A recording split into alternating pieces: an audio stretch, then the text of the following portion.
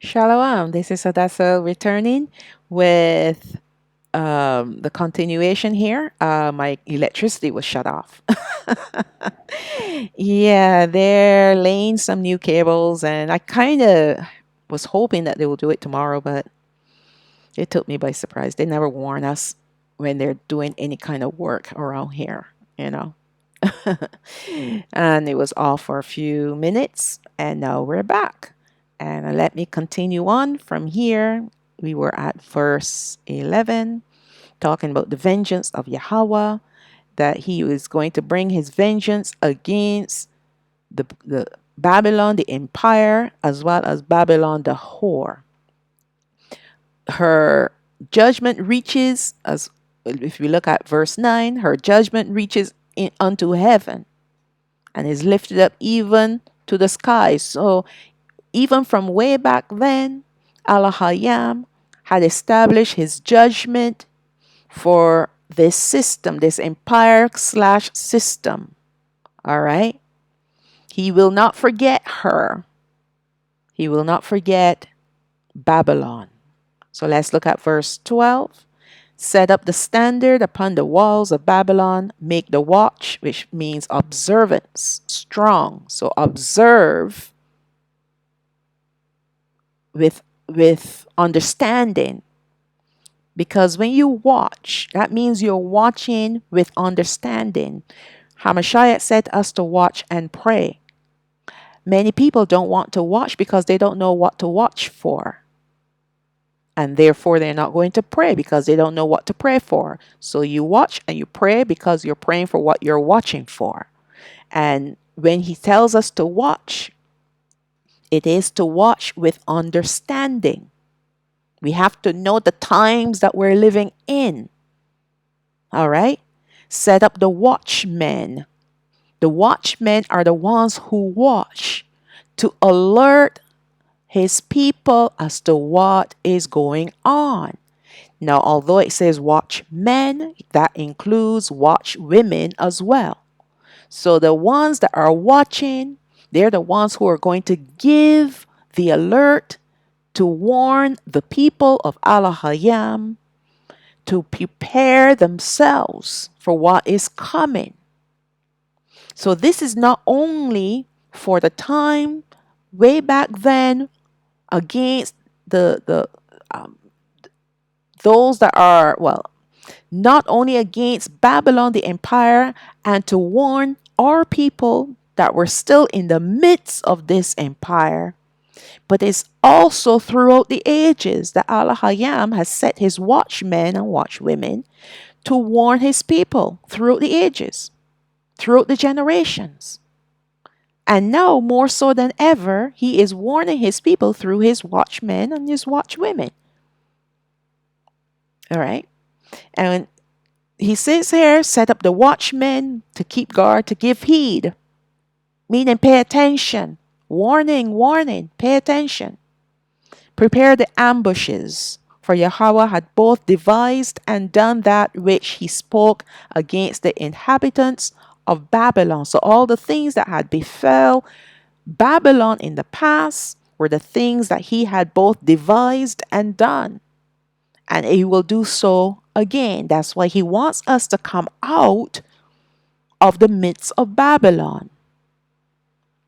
Because what he is going to do to Babylon, it is going to fall on the inhabitants, those that partake of her delicacies, who live deliciously with her.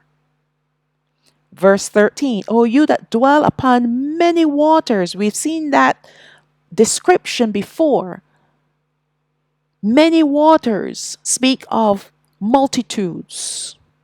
All right? Peoples, nations. Abundant in treasures, abundant in wealth.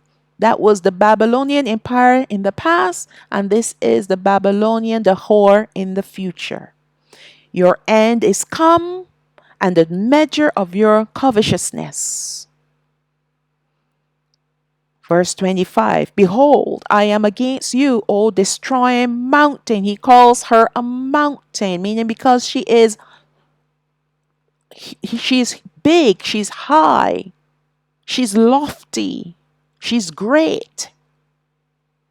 Because King Nebuchadnezzar and his empire was the first and the greatest empire that ever existed on the earth. I know we had Nimrod before, but we're talking about this as a ruling, controlling empire. All right, that controlled the majority of the earth. Nimrod ruled at a time when men all spoke the same language. So they had him as king.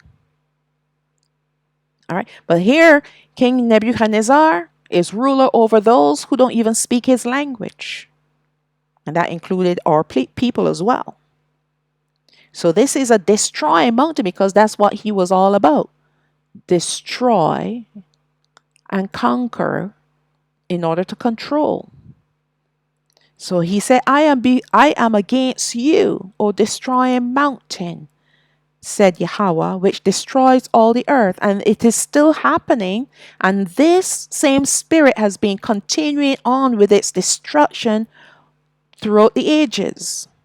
And it will continue until the very end when Allah Hayam, Yahweh himself, destroys this destroying mountain. And I will stretch out my hand upon you and roll you down from the rocks, and I will make you a burnt mountain. Burnt meaning he's going to cause fire to destroy this mountain, this high and lofty system. Verse 26, and they shall not take of you a stone for a corner, nor a stone for foundations, but you shall be desolate forever, said Yahweh. And do you know why he said that? Because even though Nebuchadnezzar and the Babylonian Empire was taken down by the Medes and Persian Empire, they still took a stone for a corner, and they still took a stone for foundations, because a lot of the pagan religions can be traced all the way back to the Babylonian Empire. All right? But this time around, when Allah Hayam completely destroys this system, this whore, this Babylonian whore, it's going to be done forever. There will be nothing left of it. Verse 27. Set you up a standard in the land, blow the trumpet among the nations, prepare the nations against her. Call together against her the kingdoms of Ararat, and Ararat means the curse reversed.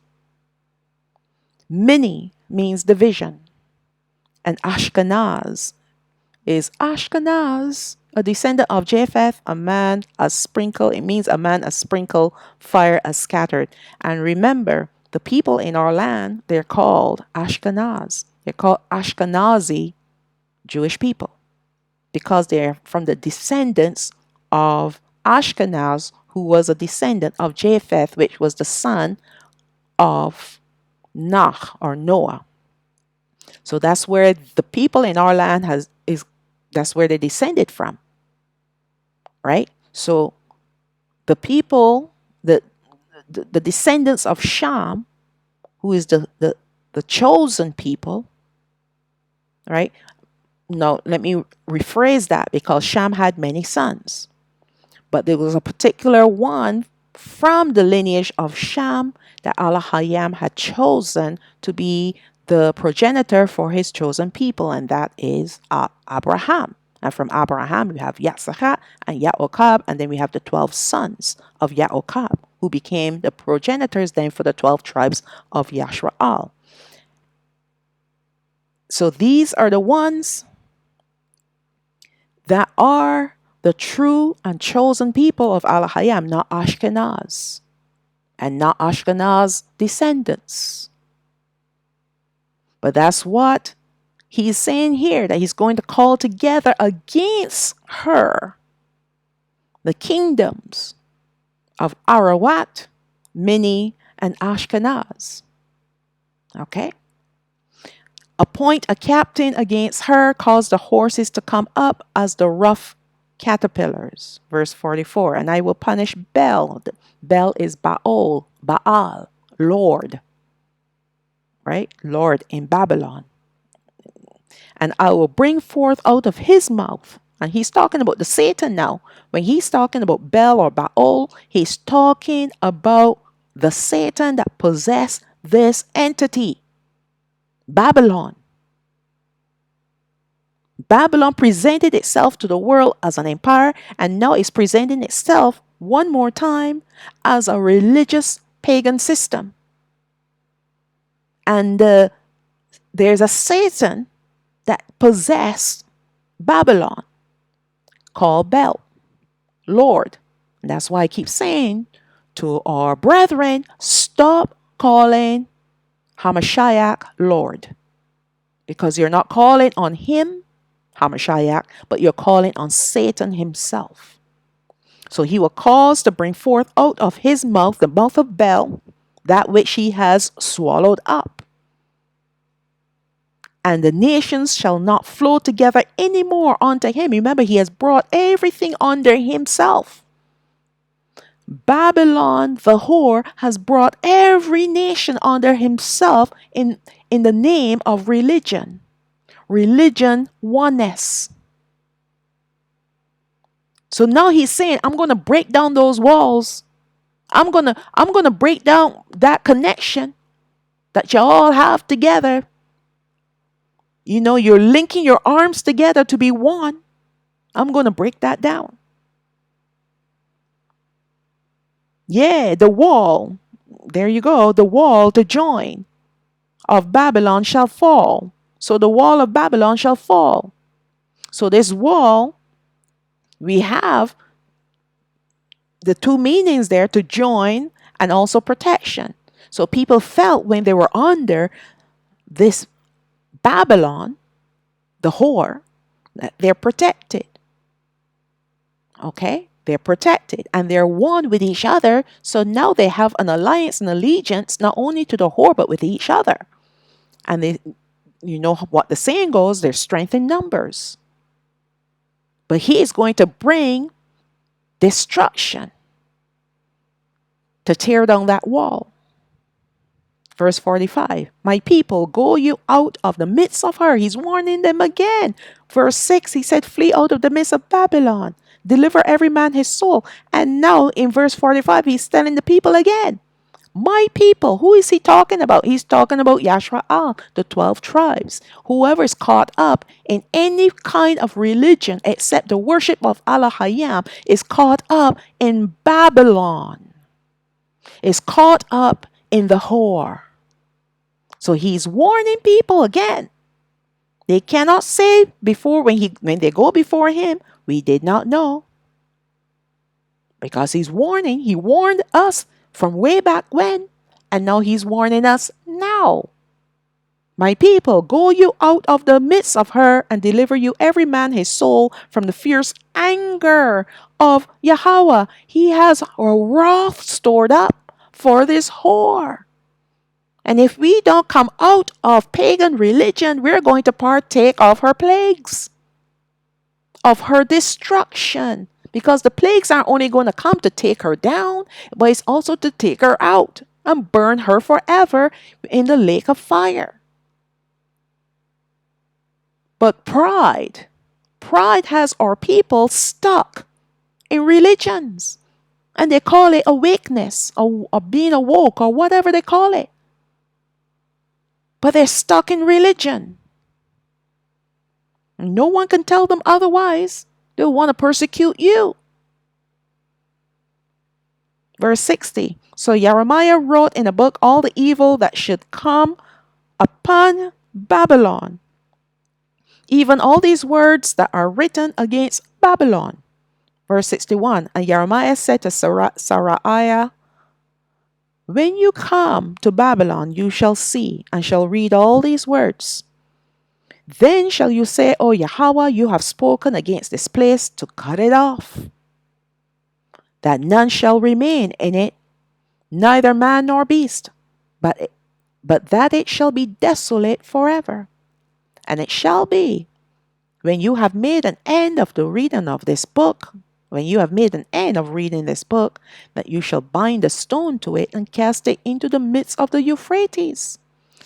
And you shall say, thus shall Babylon sink, and shall not rise from the evil that I will bring upon her, meaning destruction, complete and utter destruction. And they shall be weary. Thus far are the words of Jeremiah. Jeremiah the prophet was prophesying about the destruction of Babylon from way back then, and it is still in effect today. The words of Jeremiah came from Elohim Yahweh, his judgments against Babylon then and Babylon coming. We see how Yahweh treated Babylon and King Nebuchadnezzar in those days, how he caused the Medes to conquer, quote unquote, conquer this mighty empire. Although they conquer it, they're all still together because they're all still Satans. There's a Satan that ruled Babylon, and there's a Satan that possessed Babylon. There was a Satan that possessed Babylon and ruled through Babylon, and there was a Satan that possessed the Medes and Persian Empire and ruled through them. So the Most High, what he can do, he causes these Satans to come against each other. He's done it in the past many times to cause our enemies to turn on one another, to turn on themselves. But these Satans, they don't give up. They don't stop as long as they are not destroyed and placed and cast into the lake of fire. As long as they're still in existence on this earth or in the spiritual realm, they'll still continue on. Nothing really stops them until the lake of fire comes. In fact, not when it comes, when they are thrown in, cast into the lake of fire. That's when they will stop. All right? Although Babylon was taken over by the Medes, we see that this empire still played a huge role in pagan religion, starting even from the days of Nimrod. However, like we have established before, that pagan religion has its root in Lucifer, who decided to worship himself instead of Elohim.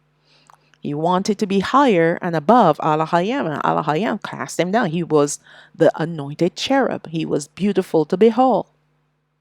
And by the way, this is Gadriel that we're talking about. As we look at the progress of paganism throughout the ages, Babylonian paganism is always in the forefront or at the forefront, and it's Satan called by many names, Lord, God, Baal, Bel, and many others, is at the root of it all. Therefore, when the empire was taken down, the Satan behind this empire was not taken down, just taken out of service for a while. Until these Satans are cast into the lake of fire, their eternal home of damnation, they will not seek to tempt mankind into pagan worship anymore. All right, so until that happens, they will always seek. I think I read that incorrectly. So until these Satans are cast into the lake of fire, which is their eternal home of damnation, they will still seek to tempt mankind into pagan worship. So the main agenda of these Satans is to get mankind to worship them, which is pagan worship. And that's why we have so many different religions and so many different gods to cover just about every aspect of mankind. Whatever you're looking for is there for you to worship. So until these demons, these devils are cast into the lake of fire, then there will always be pagan worship.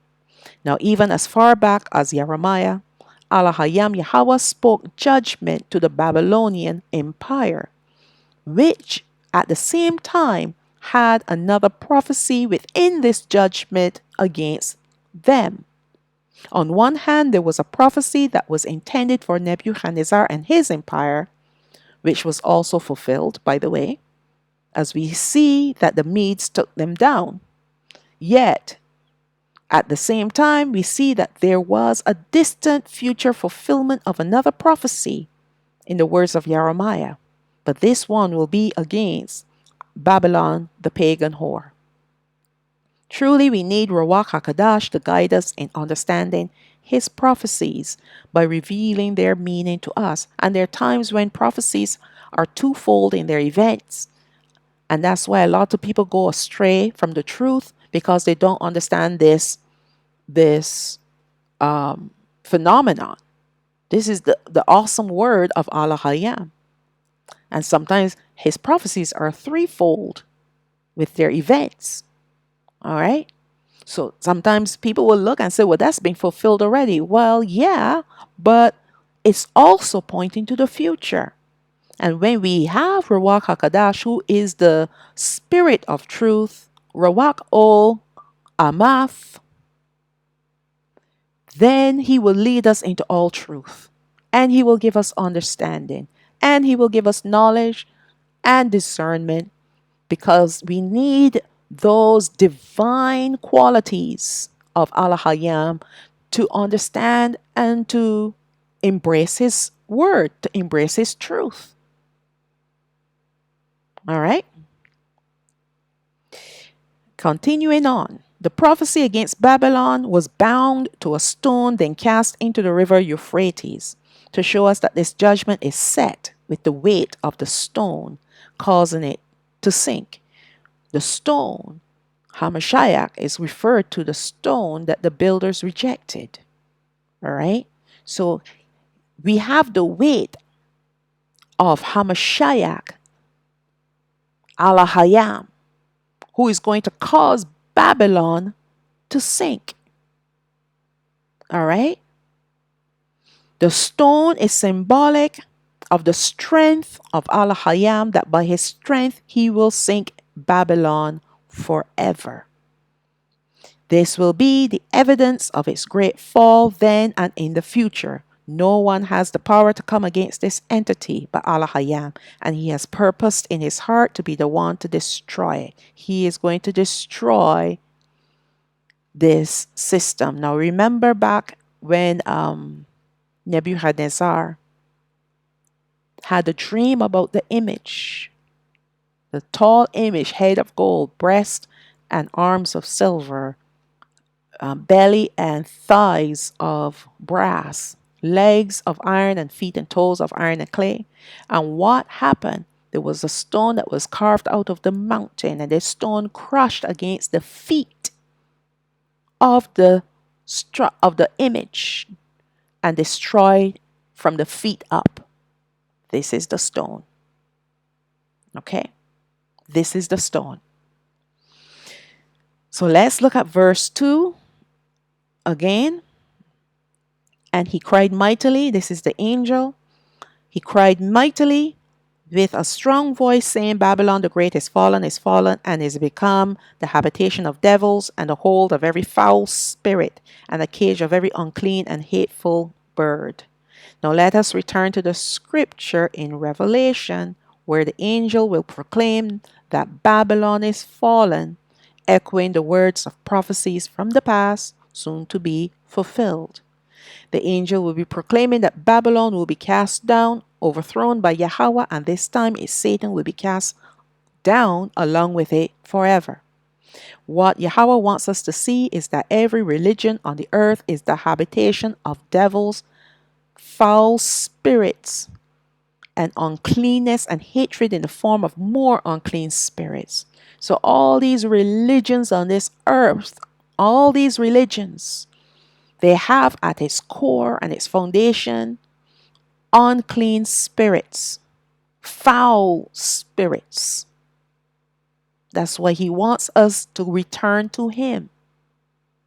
In chapter 13, parts 3 and 4 of the book of Revelation, an extensive study was done to show how all religions are connected to this horror one way or another. This is a study that I just completed. All right. If you have not watched it, please, you will be so informed about all these religions on this earth. Now, there's only one true worship and one true ministry, and that is of Hamashiach. Anything else is pagan. Similarly, for those who believe that they are in the ministry of Hamashiach, Yet calling on the names of our slave masters gods, or calling on the names of other gods, lords, and titles, you are worshiping under this whore, and you will get her judgments as well. You will be partaking of her plagues unless you come out of her now, unless you learn what the true names and titles of our Abba and Hamashiach really are and call upon them. I say, and I'll say it again, I've said this, all right? If you don't want to call on the name, call on the correct titles. Call him Abba, call him Yah. Although some people want to say, oh, well, Yah is a pagan title. No, it's not. It is not. Call him Hamashiach, Allah Hayam. Stop saying Elohim and all these other pagan gods. El is a pagan god. It is Baal. So anything that ends with El or begins with El is pagan. It is because of these demons, these devils and unclean birds that our people are still lost in paganism. And you can't say anything to these people. You know what? They will want to stone you first before they change their hearts. They don't want to know the truth. They are so deceived in their own selves and so full of pride, right? Because it's pride that stops them from being corrected. All right? And yet they're cursed. They're cursed. They're walking around with diseases in their bodies and all manner of problems and issues going on in their lives. All right? And you still can't say anything to them. If they don't have some sort of ailment in their bodies, they have it in their minds. They have no peace. I've met people like that. And they're involved in some religious body. And they have no peace. No peace in their minds whatsoever. And then there are others that have their bodies are falling apart. They have a lot of sicknesses in their bodies. And yet they still persist in carrying on with what they've been doing from day one. And they don't see anything wrong with it. And if you say something to them, they will rather destroy you than to hear the truth. Now, if I'm going through something, the first thing I say to the Father, I repent. I'm sorry. Right? Before I say anything else, I say to him, I'm sorry. Then the next thing I want to find out, what did I do? Right? I repent before I find out what I've done. I say, I'm sorry. Then I'll ask him, what did I do that was wrong? Where did I go wrong? And most of the time, it is him teaching me patience, teaching me. He's using situations to teach me. And I realize, okay, I should not have lost my cool, right? And I'm learning to be more patient. But I repent. And I take the responsibility that I was the one that was wrong. That I was the one that did something that was wrong. Hence the reason why I'm going through this. But we got the proud brethren. They can never be wrong. All right? And that's the reason why they will remain blind and remain ignorant. And I already explained what ignorance is, and I'm going to explain it here again. All right? It is especially the demon called Aspamara, the demon of ignorance, that our people will still choose to remain lost. And the worst part of it all, they're the ones that call themselves teachers and leaders. The blind leading the blind. And I've spoken about Aspamara and told you who Aspamara is. Aspamara is the footstool of Shiva, the god Shiva. That is the symbol for the CERN. Hadron Collider right there up in Switzerland. There's a statue there. I did a study, not really a study, but I mentioned about this deity. It is a male. It is a male god that is the god of femininity. Again, this duality that these devils love so much. But Shiva stands on the back of Aspamara, which is the demon of ignorance. And the reason why our people are going to perish for a lack of knowledge is because of this spirit. Let's look at Matthew chapter 15, verse 10. And he called the multitude, and said unto them, hear and understand, that not that which goes into the mouth defiles a man, but that which comes out of the mouth, this defiles a man. Now he's speaking of words and food. So when you eat food, food does not defile you spiritually per se. All right? Now, if we're talking about unclean foods, that defiles you, yes, physically, which has an effect on you spiritually. All right? But what Hamashiach here is trying to explain to the multitudes, and he's saying to them to hear and understand, when you eat food, even though it's unclean food, it will not defile you except for what comes out of you in the form of words. So I kind of had it backwards at first. All right. Your words that come out of you defiles you as a person, because what comes out of a man comes from his heart, and what is in the heart determines who he worships. So if Allah Hayam is sitting on the heart of the person, sitting on the throne of his heart, then you will not have curses coming out of the mouth of that person. All right? Now, if you have demons sitting on the throne of your heart, you're going to have all manner of filth coming out of your lips. That's why we have the brethren, and they use a lot of profanity. And they love to curse people, and they love to place curses upon people. That's because they themselves are defiled.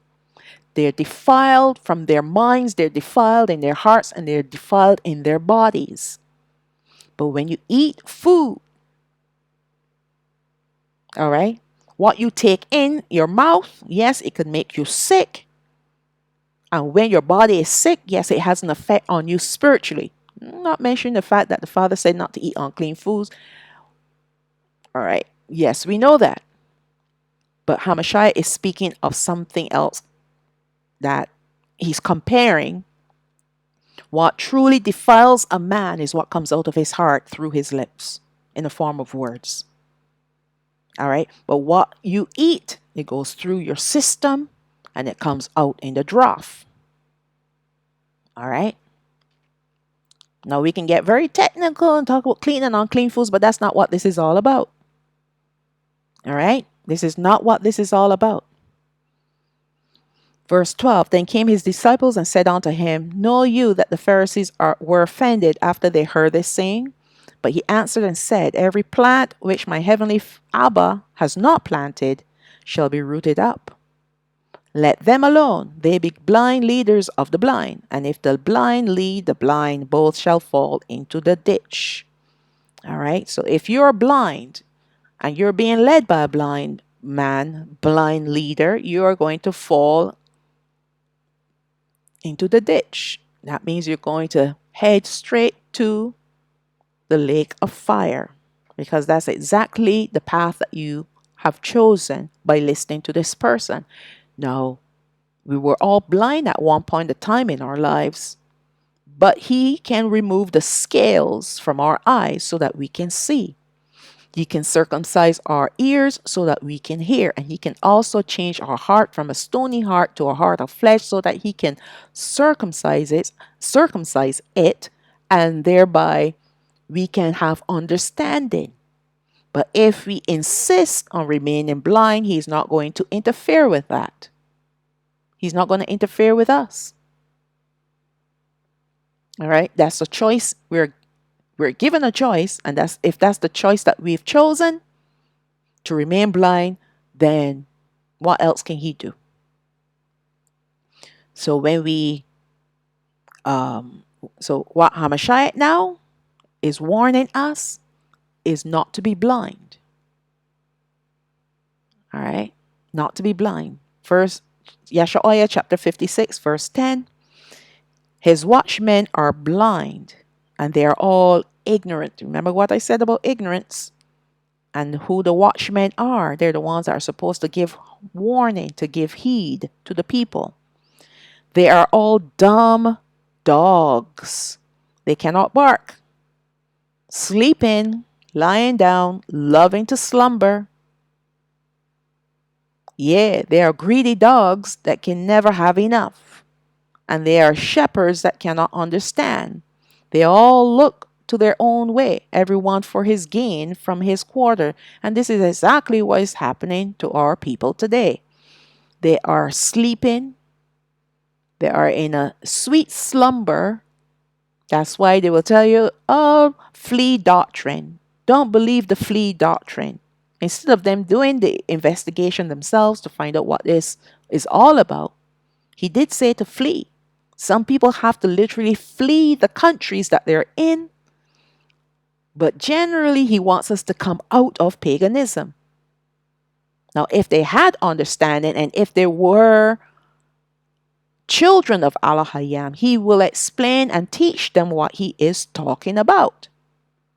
But they are ignorant, and they are blind, and they are dumb. All right?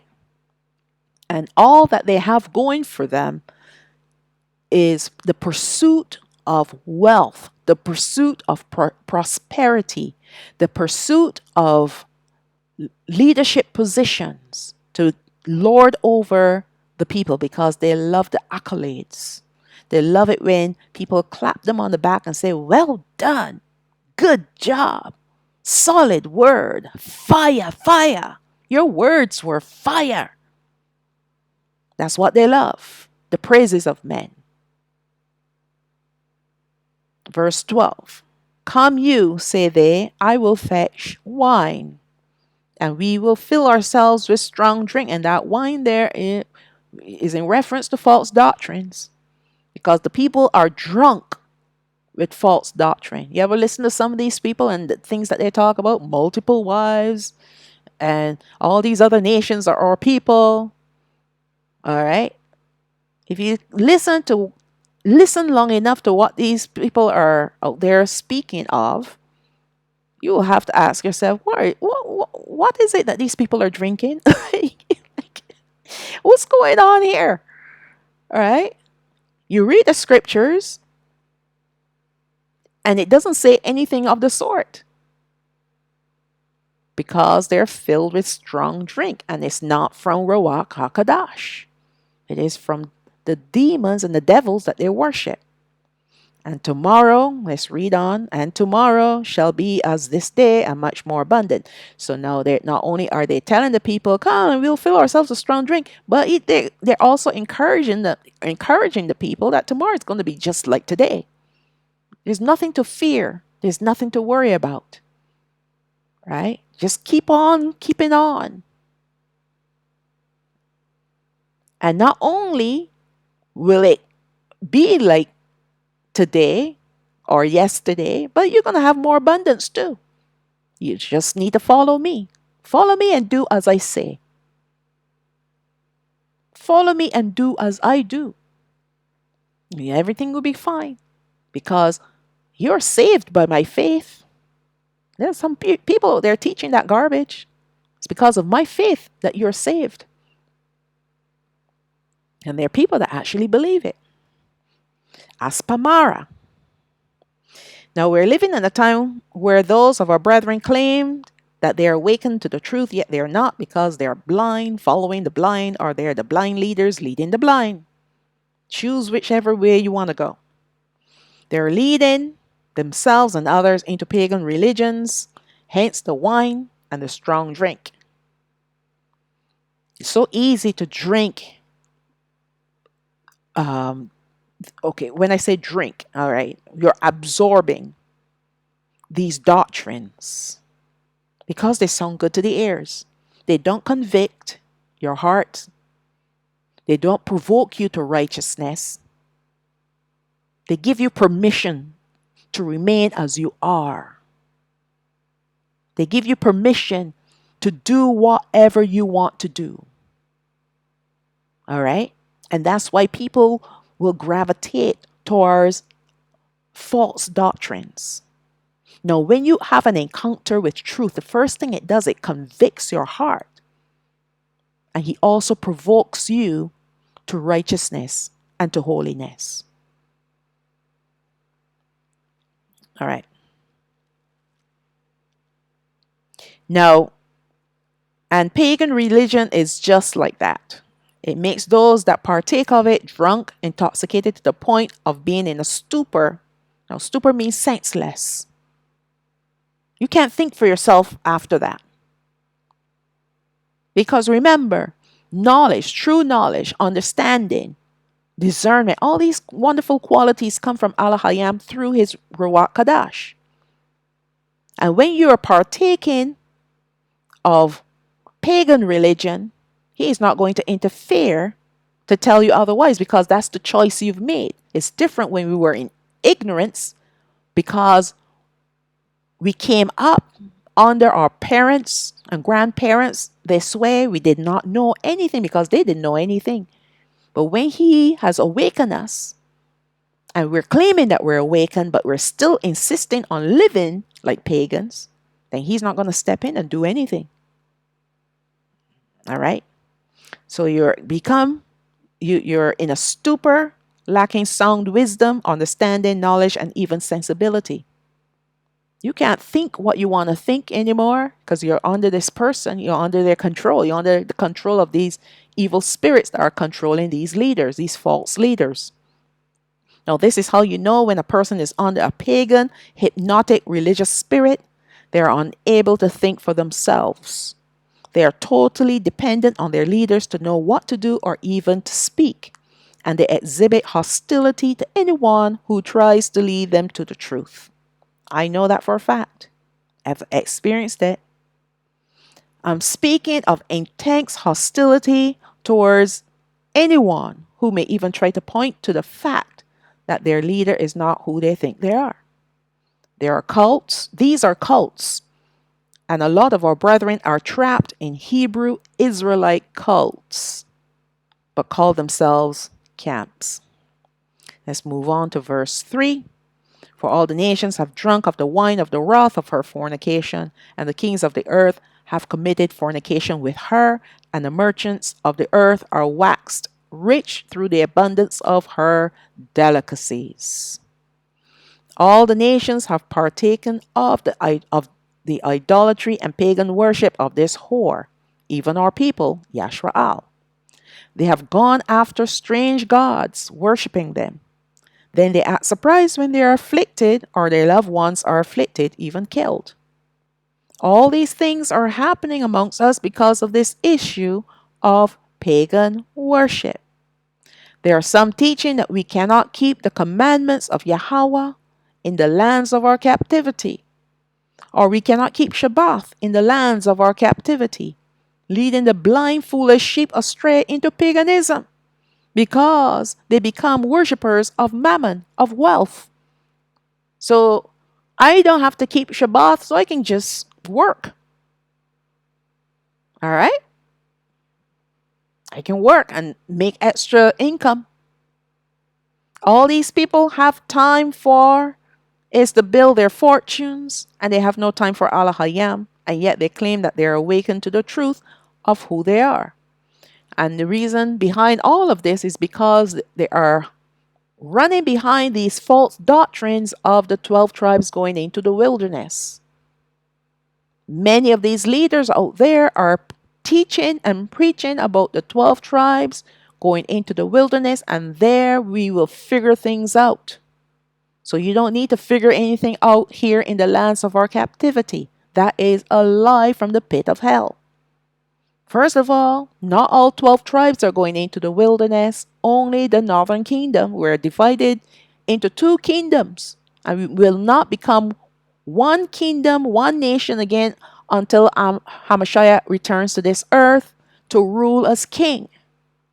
But in the meantime, Allah Hayam Yahweh is going to sift the southern kingdom, removing all the rebels from her midst, and then he's going to regather his righteous remnant of the southern kingdom. Then he's going to turn his attention to the northern kingdom and do the same thing too. By the time the northern kingdom makes it into our land, only the righteous remnant will be there, and then the righteous remnant of the southern kingdom will come with Hamashiach, his second return to the earth, and then he will reunite us as one kingdom again. It is not going to happen any other way. This is all in the scriptures. But like I said, people read with their eyes closed. They have no understanding. All right. So this is one of the things that have people doing whatever they want to do right now, because all we have to do is occupy till he comes.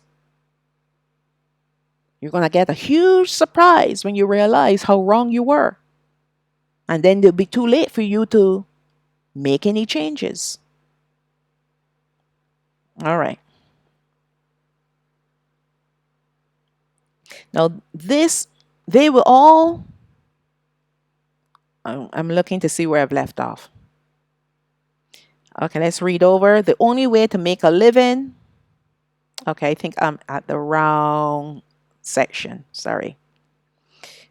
Yes, back up to the first paragraph. Now, if they were truly awakened to the truth, then they will see the repeat pattern of our people always falling into idolatry and always being destroyed because of it. Even this truth they are blind to and ignorant of. So they're even ignorant to the truth of our people always falling into idolatry, or maybe they see it but they don't understand it, because many of our people are still walking in the same trap, repeating the same pattern of our forefathers. However, those people who will remain on the earth after the great earthquake and the other judgments from Allah Hayam will seek to have an alliance to their system, as it will be very wealthy, a very wealthy entity, controlling all the trades and commerce on the earth. The only way to make a living at this point of time will be to have an alliance with this creature. And these merchants will be agents of this evil entity, hence the reason why they too will have great wealth. So before I go on, I want to remind you that at this point of time when the whore puts in her appearance, the southern kingdom is already gone. The northern kingdom is already in our land. So there are none of our people, none of the 12 tribes are going to have anything to do with this whore. The whore is now helping. Well, I shouldn't say helping. That's not the right word. Allah is using the whore to help sift the nations now. Now he is turning his attention to the Gentile nations, because some of them are going to have an inheritance with us. All right. So those who are left now on the earth, the inhabitants on the earth, they now have to deal with this whore, whether or not they're going to choose to go on its side and worship it and its systems, or hang in there and worship Allah Hayam. This is their judgment now. The earth, the inhabitants on the earth, the Gentile nations, this now is part of their judgment. Now, the only way to... Okay. So let me read over. However, those people who will remain on the earth after the great earthquake and the other judgments from Allah Hayam will seek to have an alliance to this system, as it will be a very wealthy entity controlling all the trades and commerce on the earth. So now you understand why I said this, all right? Because the only way for you to make a dollar is to be a part of this system.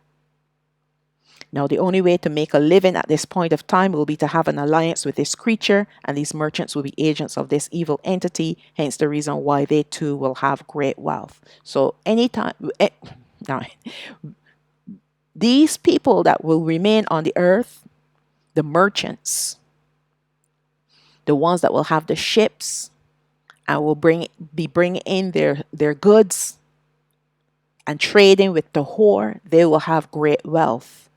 But then there will be great poverty too, because there will be some that will say, no, we will not have anything to do with this whore. All right? No, we will not. And as a matter of fact, it is these same merchants that will use their power to try to bring some sort of affliction against the poor people on the earth and to take away from them what rightfully belongs to them, meaning the poor people. They're the ones that have their few cattle. They come in, they steal, and they destroy in order to take over the resources of the poor people. It's going to be a hard life for people on the earth. All right? This is how these merchants are going to get what they have. You think that these merchants are growing their own crops? You think that they're raising sheep and cows and whatnot? No. They're going in to villages and places where they have pockets of people to take what is not theirs. It's been done before, and now it's going to be done with the permission of this whore. It's going to be a hard life. All right. Now, they will do all that the whore will instruct them to do, which will involve pagan worship of the most abominable sort. Satan will require full submission from these merchants before he enlists them, and they will have to prove their alliances through their demonic deeds that they will have to perform, and that includes killing, shedding blood. Our thoughts and actions are determine who we truly worship, even for Yashraal. Now let's look at Debarayam chapter 6 verse 4. Hear, O Yashraal, Yahweh Allah is one Yahweh, and you shall love Yahweh Allah with all your heart and with all your soul and with all your might. All these words which I command you this day shall be in your heart, and you shall teach them diligently unto your children, and shall talk of them when you sit in your house, and when you walk by the way, and when you lie down, and when you rise up. And you shall bind them for a sign, a token, upon your hand, and they shall be as frontlets between your eyes, and you shall write them upon the posts of your house and on your gates. Now, when you are a follower and a worshiper of Allah Hayam, excuse me, right? When you are a worshiper of Allah Hayam, people will know, because your actions and your thoughts, right? Your thoughts help to activate your actions, all right? And vice versa. So if you are worshiping Al-Hayam, you're not going to kill. You're going to keep all his commandments, which includes not stealing, not committing adultery, not, all the good things that he tells us to do, we will do. But when you are under demonic possession or influence, you will do what the devil tells you to do. And the more you do it, the more you're submerged in darkness, the easier it becomes for you to kill, for example. Debarayam chapter 11 verse 8. Therefore shall ye keep all the commandments which I command you this day, that you may be strong and go in and possess the land where you go to possess it, and that you may prolong your days in the land which Yahweh swore unto your fathers to give unto them and to their seed, a land that flows with milk and honey. For richness and sweetness. For the land where you go in to possess it is not as the land of Matzarayam, from where you came out, where you sowed your seed and watered it with your foot as a garden of herbs. But the land where you go to possess it is a land of hills and valleys, and drinks water of the rain of heaven, a land which Yahweh Alahayat cares for. The eyes of Yahweh Alahayat are always upon it, from the beginning of the year even unto the end of the year. And it shall come to pass, if you hearken diligently unto my commandments which I command you this day, to love Yahweh Alahayakam and to serve him with all your heart and with all your soul, that I will give you the rain of your land in his due season, the first rain and the latter rain, that you may gather in your corn and your wine and your oil, and I will send grass in your fields for your cattle, that you may eat and be full. Take heed to yourselves that your heart be not deceived, and you turn aside and serve other gods and worship them.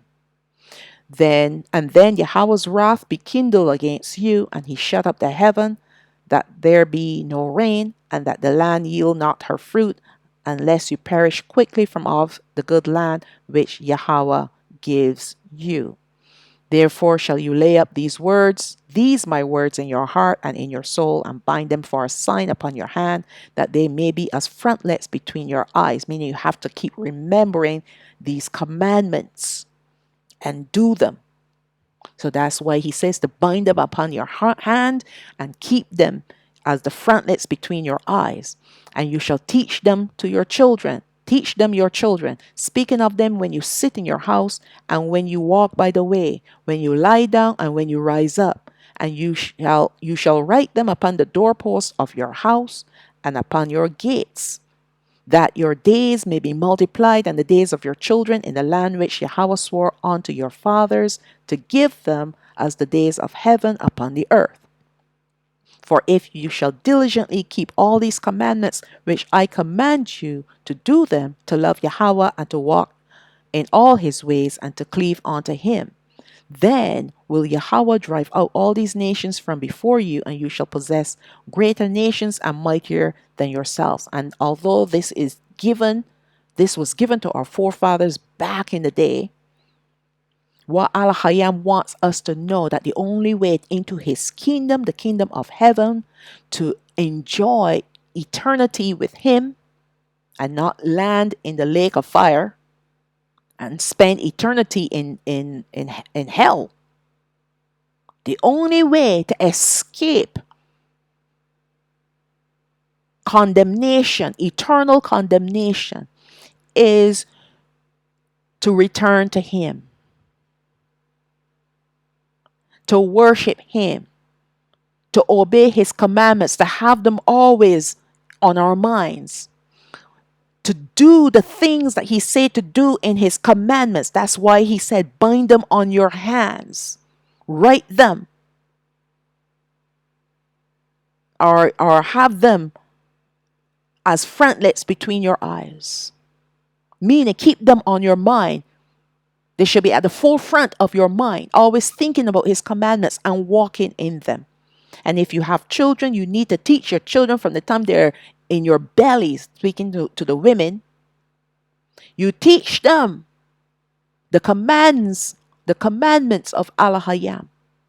You speak about them as you rise up and as you go to bed. But we don't do that with our children. No, we put a device in their hands. And that's why a lot of young people are turning to satanic worship.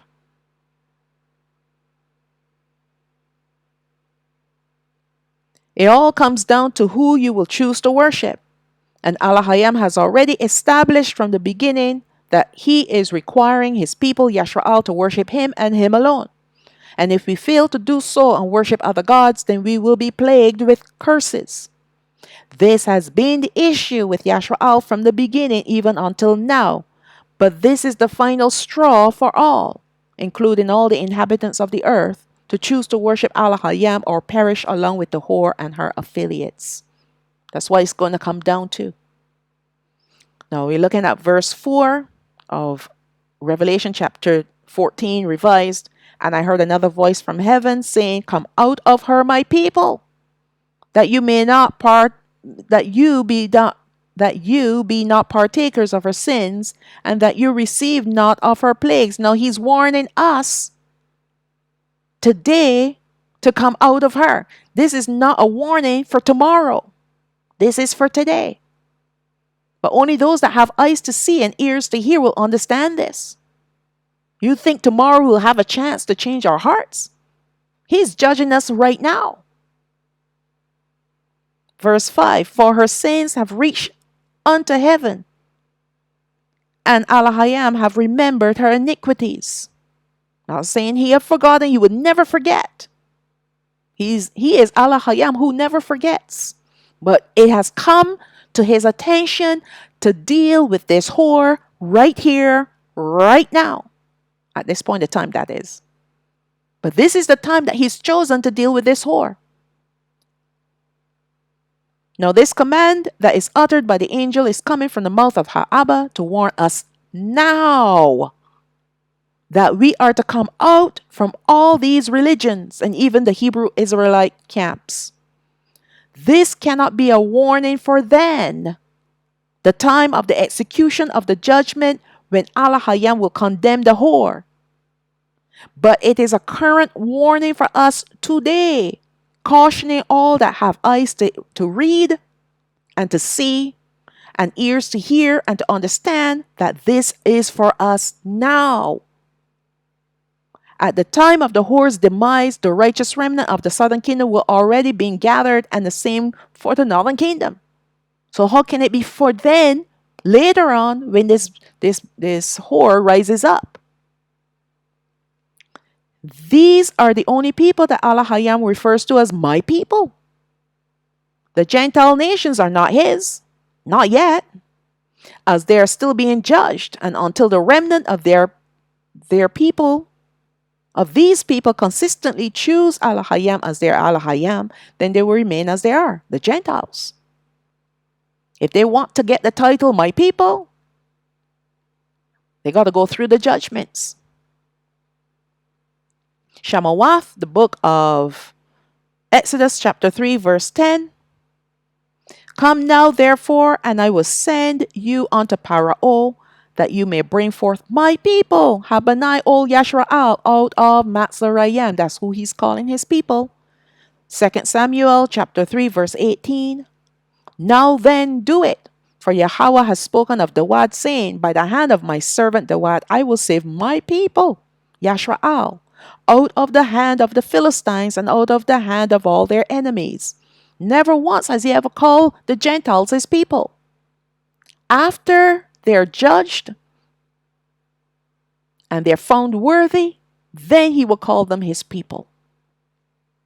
Jeremiah chapter 51 verse 44. "And I will punish Baal, Lord, in Babylon, and I will bring forth out of his mouth that which he has swallowed up. And the nations shall not flow together any more unto him, yea, the wall of Babylon shall fall. My people, go you out of the midst of her, and deliver you every man his soul from the fierce anger of Yahweh." Again, he's speaking of his people, Yashra'al. Then, speaking to the it would be the southern kingdom. It will be the southern kingdom that was taken by Nebuchadnezzar, that were in Babylon. He is speaking to them to come out. All right. 2 Chronicles chapter 7 verse 14. "If my people who are called by my name shall humble themselves and pray and seek my face and turn from their wicked ways, then will I hear from heaven and will forgive their sin and will heal their land." We all know this scripture.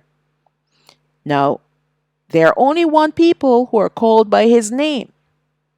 Israel is not our name, the name of the 12 tribes. Never was and never will be. It was a name given to the fake people in our land. Is Ra El is asking a question of sort. Is Ra God? Because that's what El means, God. And Ra is the sun god. Whereas our name is Yashra'al, which means Yashar, upright, and Al Hayam is abbreviated for, Al is abbreviated for Al Hayam. And together our name means upright in Al Hayam. So that's why he said, my people who are called by my name. We have his name attached to us.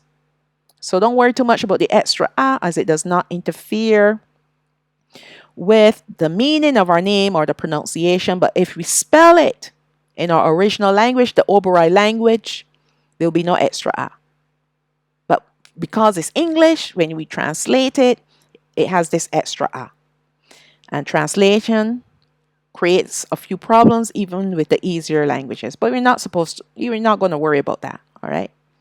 We're warned today to come out of the Babylonian religious system and to return to Allah Hayam with all our heart. If we do not heed to his warning now, waiting for later, because we need proof or more evidence, can come at a cost, as later will be too late.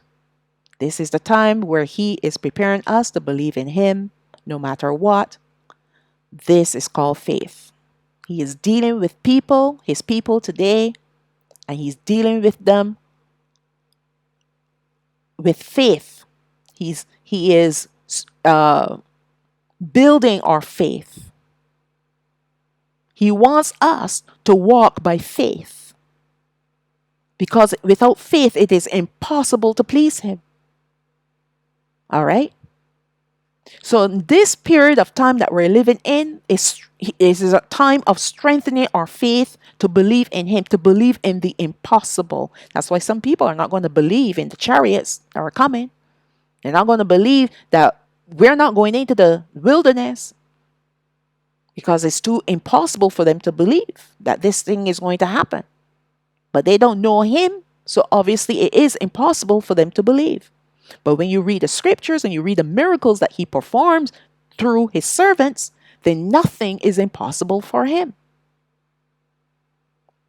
And without faith, it is impossible to please him. Allah Hayam wants us to walk obediently in all of his commandments, which means that we are hearing him and loving him.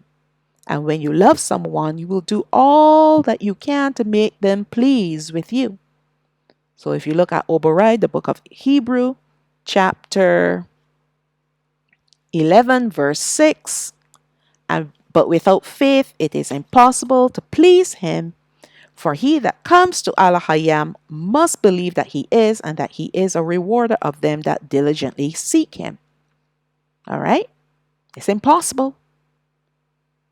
Stepping out of the religious houses where many are trapped in will take faith to believe in Allah Hayam and to walk away from these devilish institutions, because you're so in tuned, you're so used to someone telling you what to do. This is what the churches do, and the camps as well. Many of our people are very dependent on others to tell them what to do, when to do it, and how to do it. To live dependent on Allah Hayam is unheard of for them, as we are programmed in many different ways to always depend on an educated person for our next step. Hence the reason why many of our people will perish, for they lack individuality. They have become as a foolish flock, following the folly of their foolish leaders. We have been warned by the 7 letters of judgments, with the exception of 2, the letter to Smyrna and the letter to Philadelphia, although we still have to overcome.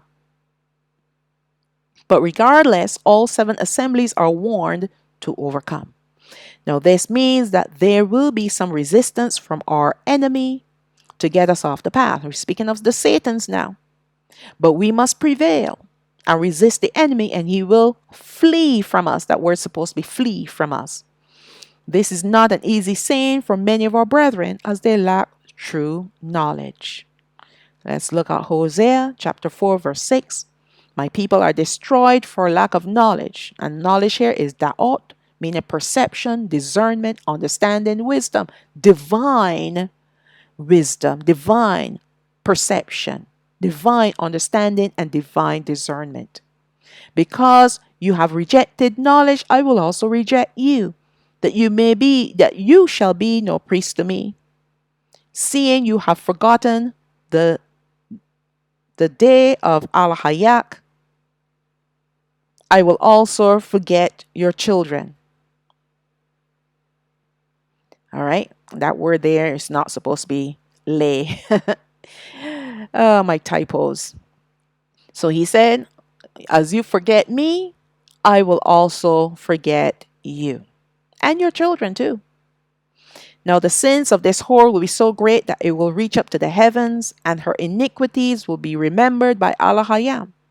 For all the abominations and evil that this whore has done on this earth and caused so many to follow after her whoredom will not go unforgotten by Allah Hayam.